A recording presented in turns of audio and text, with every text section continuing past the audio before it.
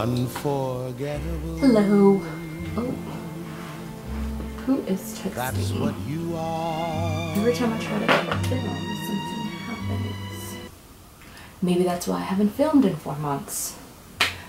Welcome back to my channel. Long time no see. I am here with a collective book haul this video. Yes, video. And these rather, all the books that I've acquired between the months of June, July-ish, and October. I took a hiatus, I took a long break, and just put 100% of my focus into my writing and into my real life. I was living so much online, and I really do enjoy making these videos, but I just needed to shift my focus and my attention a little bit, and it was really good. It was a good experience. But now I'm back, and I don't know, I don't really have anything else to say. I missed you guys, and without further ado, let's get started with the book haul. First up, I have my special edition books, which I purchased from Barnes & Noble, and I've been eyeing these for a while, ever since I saw these special fan-made versions. Fan-made? Not fan-made, but just these special editions come out. The first one is this special edition of Fangirl by Rainbow Rowell, and exclusive collector's edition. There we go. And it has fan art on the inside, which is really what drew me to these collector's editions. Really enjoy the fan art in them. I think it's absolutely beautiful and stunning and so encapsulating of the stories. If you've read Fangirl, then you know exactly what this scene is, and even this scene. It does come with this kind of special, everything special, isn't it, about this ribbon. And I believe there is more fan art here on the back. And Carry On is out now, so this feels very appropriate. I also acquired the collector's edition, exclusive collector's edition of Eleanor and Park, and this is my favorite Rainbow Rowell novel, although to be fair, I have not read Attachments or Carry On, which just came out, or Landline. So out of the two I've read, this one and Fangirl, which I really enjoyed, this one is my favorite. The fan art in this is just so beautiful, so beautiful. Love it. And some more beautiful fan art here on the back. So these are sitting pretty on my shelves. Next up are two new adult books, or I believe they're new adult, by Trish Doller. The first one is Something Like Normal, and this one is about a soldier who returns from active duty to find that his entire world has fallen apart. His brother has stolen his girlfriend, and let's see, Travis returns home from serving in Afghanistan. Adjusting to his former life is anything but easy, especially since his brother stole his girlfriend and his car. Thus, he runs into Harper, a girl he wronged, who wants nothing to do with him. But there's something different about her now. She's beautiful, smart, strong, and funny, and she might be the only one who can show Travis that there's more to his future than just his past. So there's this, and then there's Where the Stars Still Shine, also by Trish Doller. I think that's how you say her name, Dollar. This one is the one that intrigues me out of the two, and it's basically, let's see, what if you found out that the only life you've ever known was a complete lie? Stolen as a child from her family and on the run with her mom for more than 10 years, Callie has only the barest idea of what normal life might be like.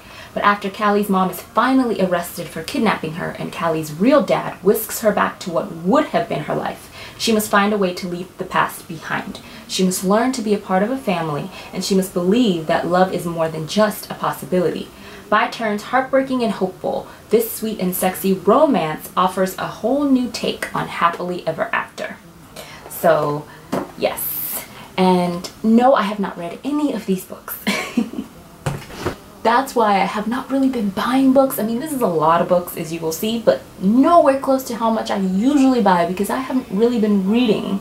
I've mostly been focusing on my writing, but I digress. The next two I picked up from Book Outlet and finally got my hands on a copy of We Were Liars by E. Lockhart.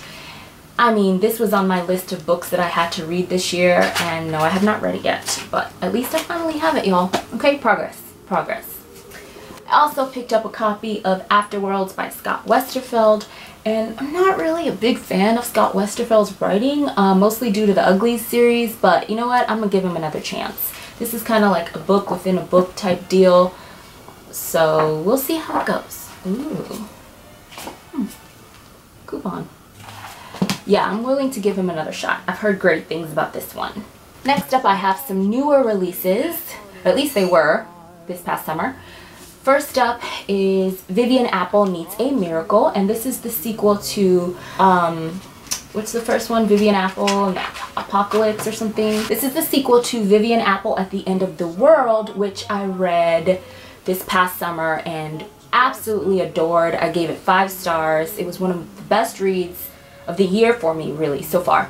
And I just loved it. And this is the sequel, so you know I had to get it when it came out. And no, I haven't read it yet. Running theme of this haul. Next new release is Leela Sales' Tonight the Streets Are Ours, and she did write This Song Will Save Your Life. This is not a sequel, this is a completely different novel, and I take it this is kind of like a romance. You can kind of tell by the cover, couples holding hands walking down the street, and it says, "He seemed like the perfect guy until they met. Being Peter seemed like it must be so exciting, but it also seemed lonely, and maybe that was why he wrote Tonight the Streets Are Ours in the first place, because the only people who wanted to hear his innermost thoughts were strangers on the internet. What Peter needed was someone like Arden. No, he didn't need someone like Arden. He needed Arden. Peter needed her, and why shouldn't he have her?" So that's the little blurb on the back. Should be interesting. Another new release, and this one is by Huntley Fitzpatrick, and this is The Boy Most Likely To, and this is a sequel to My Life Next Door. So I read My Life Next Door last year and I enjoyed it. It was good. It was really good. And this one is about one of the characters, and I think I liked it because the female protagonist, it's a romance. The female protagonist is actually younger, or excuse me, older than the male protagonist. So that's kind of interesting. You don't see that a lot in YA. And this is from Tim. If you read the first book, My Life Next Door, then you remember the character of Tim, and so he's featured in this book. So this was a summer release, towards the end of the summer. So yeah. And the last newish release I have was actually my most anticipated release, not quite of the year, but of the summer, and this is the sequel, and this is The Heart of Betrayal by Mary E. Pearson, which I can't believe I still haven't read it, which is just crazy to me. This is the sequel to Kiss of Deception, which I read, devoured earlier this year and absolutely adored. So I'm very puzzled as to how I have not yet read this. I'm not quite sure what's going on, but I guess I've just been so busy with life and writing that I just haven't been reading as much as usual. But I definitely want to get to this before the end of the year. I finally got my hands on a paperback copy of Heir of Fire, which is so ironic because I know Queen of Shadows just came out, but I am collecting the series in paperback, so probably we'll have to wait another year until to get Queen of Shadows in paperback. But now my collection is growing. I still have not read any of the books, and I'm kind of holding out, to be honest. I want to read another book that I've also acquired first, just because of what I've heard. I want to read Poison Study by Maria V. Snyder first, because a lot of people who've read this series and then gone on to read this series just say that there are a lot of similarities that are it's just too coincidental.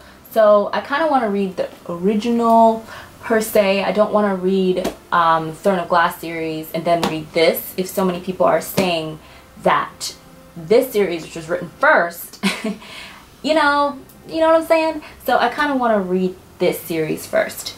And I have read the first 50 or so pages of this book. It was very intriguing. I really like the premise. And for those of you who don't know, Poison Study is about a young woman who is on death row, essentially, in this fantasy world. And she's given a choice to become the new, like, food taster for the ruler of this kingdom.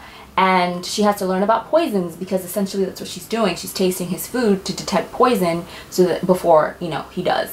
And obviously this is a very life and death dangerous type of position, but she takes it because it's better than being executed. You know, she doesn't have a lot of choices. I believe she also has some powers. This is not a spoiler. You find out within the first couple pages. And her powers have a lot to do with what ended her, what landed her on death row to begin with. So yeah, I've enjoyed the first 50 pages so far, and hopefully I get to it somewhat soon. You'll be proud of me, I only bought the first book. Go me. From Book Depository, I picked up the Summer I Turned Pretty series. This is the entire 3-book series in one large bind-up. Ever since I read Jenny Han's other series, To All the Boys I Loved Before and P.S. I Still Love You, I just fell in love with her writing, her characterization, everything, and I just want to explore more of her work. This series was written before the Summer, before P.S. To All the Boys I Loved Before series, so it's her earlier writing, which I'm curious about, very curious.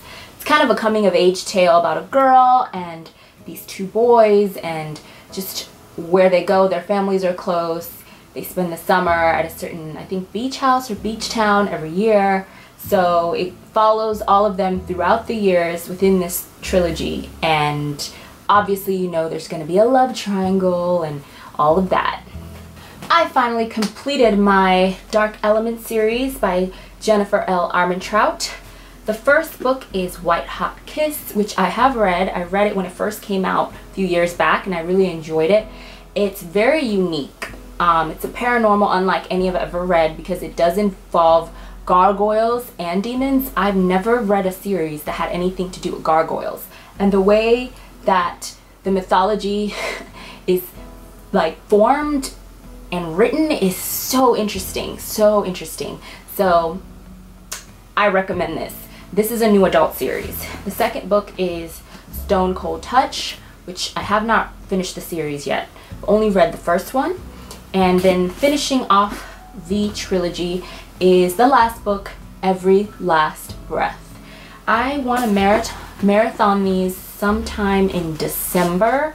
I like reading paranormal books in December. I don't really know why. December or January. Oh my god, you guys, 2 of the most exciting books ever. Yeah, I definitely got the 10th anniversary of I can't talk. The special 10th anniversary Twilight edition, okay? The one with the gender swapping, basically the story with all the main characters being different genders. I haven't read it yet. The theme of this haul, but I'm super excited, and trust me, my expectations are so low for that, but yeah. I squealed when I heard that this was happening. I haven't really talked about Twilight a lot on this channel, but maybe I'll talk about it one day, but I have a lot of fond memories attached to this series. I know it's not, you know, high literature or like genius or anything, but got a lot of enjoyment out of the series as well as the films. There's so much noise in the background. I'm so sorry. My family. But I digress. Yes. And I just want to keep flipping it over, but I should stop. The next thing I got is even more exciting than that, if that is even possible. And if you've guessed it, then bravo. But yes, it is the Harry Potter and the Sorcerer's Stone illustrated book. Oh my god. You guys, when I heard that this was happening, I almost fainted. Like, you don't understand how huge Harry Potter is to me, to my family, to my childhood, to who I am as a person today. Like, that series shaped me in so many ways, and J.K. Rowling is my favorite author of all time. So when I heard that this was real, I died. And I was like, I don't care how much it is. I do not care. I'm getting my hands on it. I ordered it from Barnes & Noble's like ASAP, y'all. ASAP. Look at Harry in his little closet.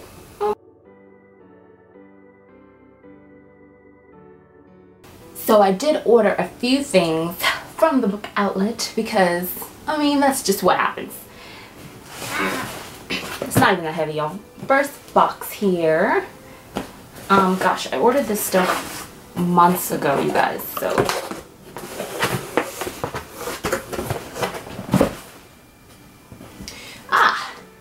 I got my hands on book 2 in the Star-Crossed series by Josephine Angelini, and this is Dreamless. And for those of y'all that don't know, I read the entire Star-Crossed series the beginning of the summer, and I fell in love with it, but I got it from the library. So now I'm slowly collecting all of them, and now I have the second one and the first one. All that's left is the third and final book. Then I randomly have book 2 of the, gosh, what is the name of this series, y'all? Under the Never Sky. There we go, by Veronica Rossi. And this is through the Evernight. And no, I do not have book 1 or book 3, but I am determined to get through this series one day. I've read the first one, kind of, like, seriously read the first couple chapters, skimmed through the rest. I do not advise that. And it was weird because I was in a place where I wasn't really ready for a series like this, but I was aware that it was a good story. Does that make sense?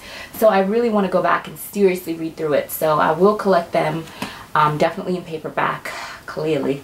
But yeah, I got the second one.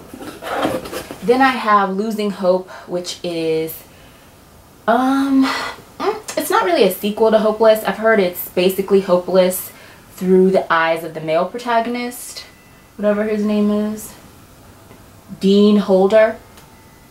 I read Hopeless a while back and I had very mixed feelings about it. This was before my booktubing days, so yeah, I had mixed feelings. It felt very much like a telenovela crossed with a Lifetime movie. I will say Colleen Hoover is an amazing storyteller, so I'll give her that, but I had mixed feelings. But I am mildly interested in this. We'll see. Picked up Abhorsen by Garth Nix. I'm slowly collecting this series, and to be honest with you, I don't even know where this particular book falls in the series. Let's see. Oh, it's book 3. I do have Sabriel and Lyriel, so I guess my collection is complete. And I've only been collecting them because I've heard amazing things about Garth Nix and the series, so, you know, one day. One day I'll read them. Hopefully my life is very, very long. I'm ready for the holidays with this book. My True Love Gave to Me, 12 Holiday Stories, edited by Stephanie Perkins, but contains stories by Holly Black, Ellie Carter, Matt De La Pena, Gail Foreman, Jenny Han, David Levithan, Kelly Link, Myra McIntyre, Stephanie Perkins, Rainbow Rowell, Lanny Taylor, and Kirsten White. This book was all over the place last year, and I missed the boat on it, so I'm ready. I'm ready. And last but not least in this box is Mafaro's Beautiful Daughters, An African Tale by John Steptoe. And I already own this book. I bought it in like my, I think it was May Madness haul. I bought like the huge coffee table copy. Like the book was literally like the size of a small child. And I've since given it away to a family friend of an appropriate age that can duly appreciate it. And so I still wanted the book. It's one of my favorite books from when I was a child. So I bought kind of a more manageable copy that can sit nicely on my shelf. And that's the first box. Empty. Within box number 2, shall we see? Another order I made a while back, months back really. First up are books 1 and book 2 in a series by J.A. Radmirsky that I really enjoy. And the first book is The Edge of Never. I really enjoyed this. This is a new adult duology. I read this, oh my gosh, a long time ago. I want to say in 2013 when it first came out. And I really liked it. A lot. Really liked it. This is when I was first getting into the whole new adult genre, so I don't know how I'd feel about it now. Like if I reread it now, I don't know if I'd like it as much, but I just remember how much I liked it, how much it impacted me. And then there's The Edge of Always, and this is the sequel. Yup, this is a real life sequel, not just, you know, the story through the male protagonist's eyes. Nah, man, it's a real sequel. So there's a road trip contained. Well, I don't know about this. I haven't read it. But there is a road trip contained within this first book. So if you like, I can't speak today. If you like road trips, then I recommend this. If you like, you know, romance, but not insta-love type romance, but kind of like a friendship turning into a romance type story, you'd like this too. Okay, I finally got my hands on the collector's edition of These Happy Golden Years. Obviously, this is part of the Little House on the Prairie series by Laura Ingalls Wilder. And I guess I'm finished now. I was collecting the whole series in this kind of special full color collector's edition. And this was the only book I didn't have.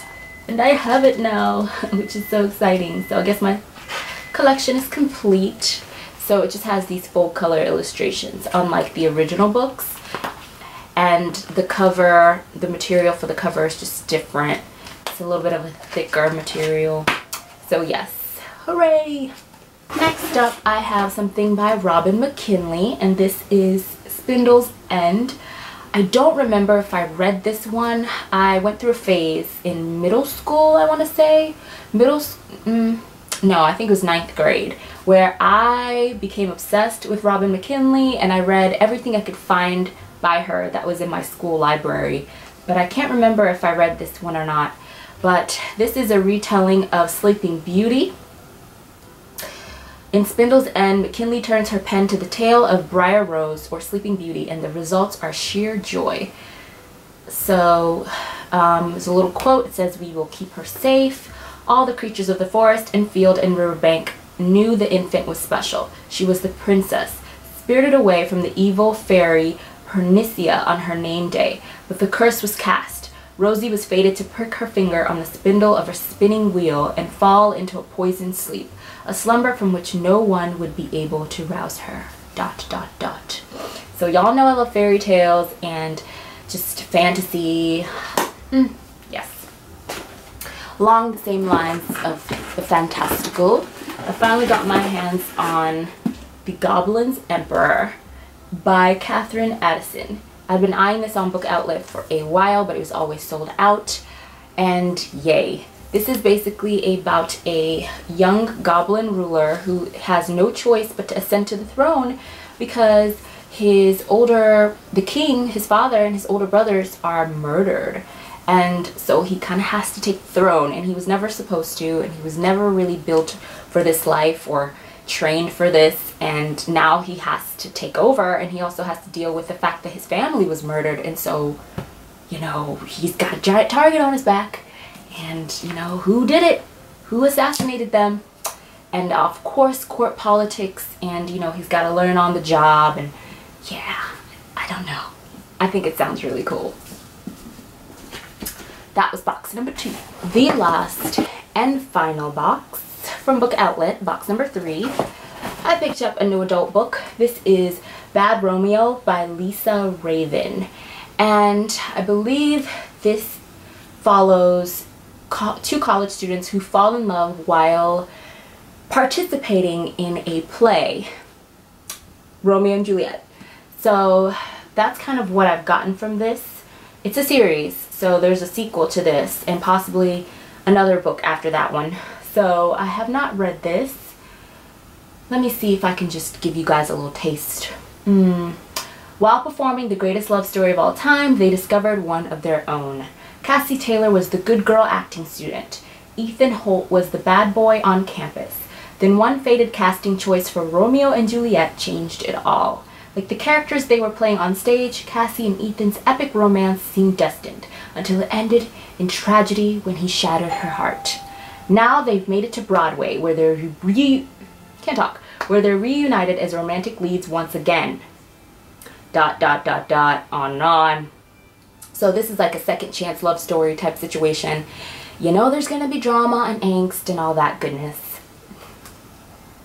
Next up, I picked up a series by Beverly Swirling, and the funny thing is I actually own this one, City of Promise, in hard copy. I bought it, you know, a few book outlet hauls back, but when I saw the other books in the series, and I'm not sure if this is the whole series, I'm not sure if the series is complete, and I know nothing about the series.